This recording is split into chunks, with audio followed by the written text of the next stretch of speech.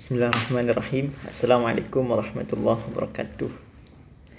Kita ingin belajar Al-Quran dan Al-Quran itu berbahasa Arab, maka kita perlu belajar bahasa Arab juga. Bismillahirrahmanirrahim. Alhamdulillahi rabbil alamin.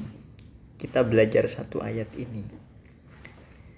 Segala puji bagi Allah, Tuhan semesta alam.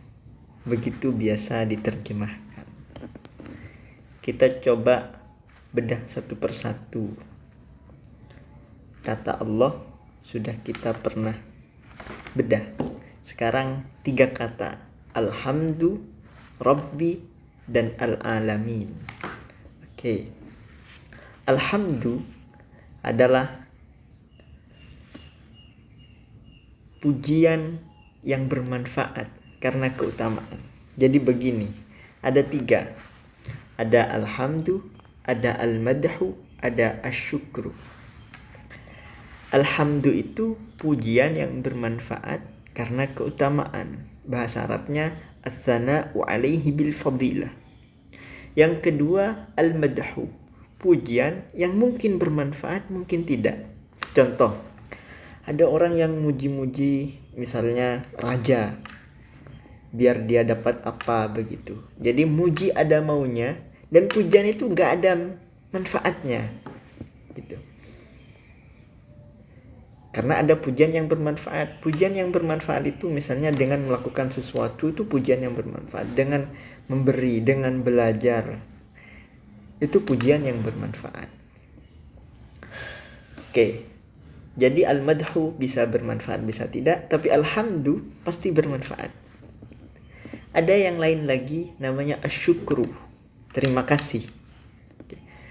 Asyukru itu pujian yang diberikan karena sudah dikasih sesuatu.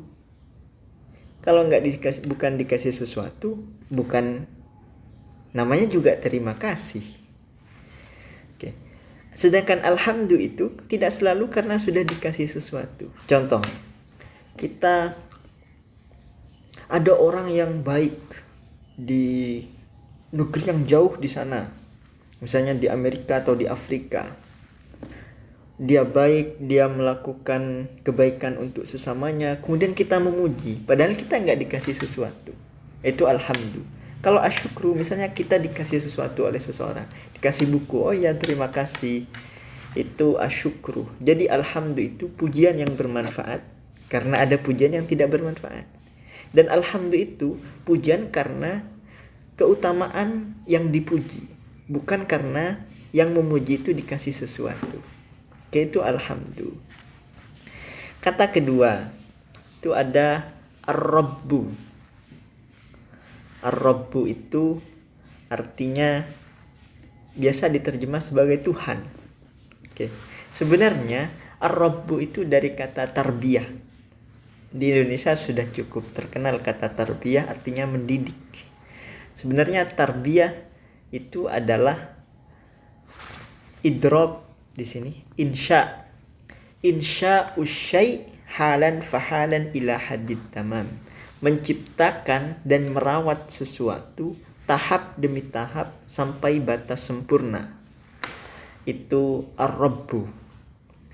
Tuhan itu dia yang menciptakan. Dia yang menciptakan dunia ini. Dia yang menciptakan kita. Selain menciptakan, dia juga yang merawat. Dari bayi kita dirawat. Oke, mungkin orang tua kita merawat, tapi ada nggak yang merawatnya seperti Tuhan? Contoh, merawat seperti Tuhan. Mungkin orang tua kita ngasih makan, tapi setelah makan itu masuk ke mulut, kemudian ditelan oleh si anak, siapa yang merawat? Siapa yang membuat makanan itu kemudian dicerna di dalam lambung? Siapa yang membuat jantung terus berdetak? Siapa yang membuat darah terus mengalir sehingga anak itu tetap hidup? Itu Tuhan. Artinya Tuhan terus merawat kita semua. Itu ar-rabbu. Sebenarnya dalam Al-Quran selain kata ar-rabbu ada kata Rabbani. Rabbani itu artinya, ini bukan merek ya, Rabbani yang ada di Quran. Rabbani artinya orang yang merawat dirinya dengan ilmu. Yarubbu nafsahu bil ilmi. Bisa juga Rabbani itu nisbah kepada Tuhan. Dia yang terus menerus beribadah kepada Tuhan. Ya, beribadah itu banyak macamnya, tidak hanya ritual berbentuk sholat, puasa, zakat, haji, tidak hanya itu. Berbuat baik kepada sesama itu ibadah. Makan kalau diniatkan untuk Tuhan menjadi ibadah. Tidur kalau diniatkan untuk Tuhan menjadi ibadah. Apalagi belajar itu akan menjadi ibadah. Oke, itu Rabbani.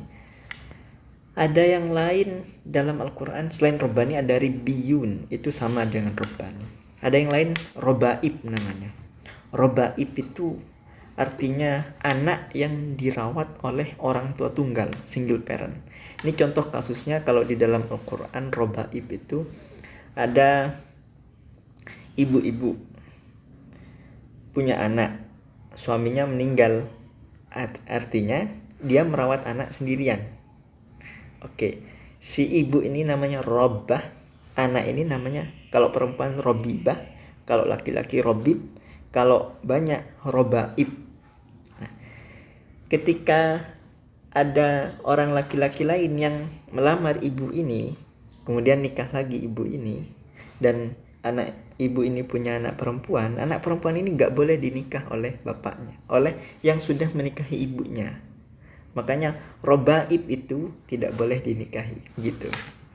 Oke, itu tentang kata Robbu. Intinya Robbu itu adalah yang mendidik, menciptakan. Kalau Tuhan yang menciptakan dan merawat, kalau manusia ya merawat dirinya, merawat lingkungannya, merawat sekitarnya.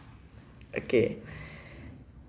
Kemudian kata yang ketiga adalah al-ilmu atau al-alam. Sebenarnya al-alam itu satu akar kata dengan ilmu. Kita mulai dari ilmu dulu. Ilmu itu artinya mencapai hakikat sesuatu. Itu ilmu. Kalau alam itu tanda atau jejak sehingga sesuatu bisa diketahui. Seringnya alam itu ya semua ini alam kan. Alam semesta begitu. Kenapa disebut alam? Karena dengan alam, dengan tanda, dengan jejak itu Tuhan bisa dikenal gitu. Ya semua alam, tidak hanya gunung, langit, matahari, bumi, bahkan diri kita juga alam.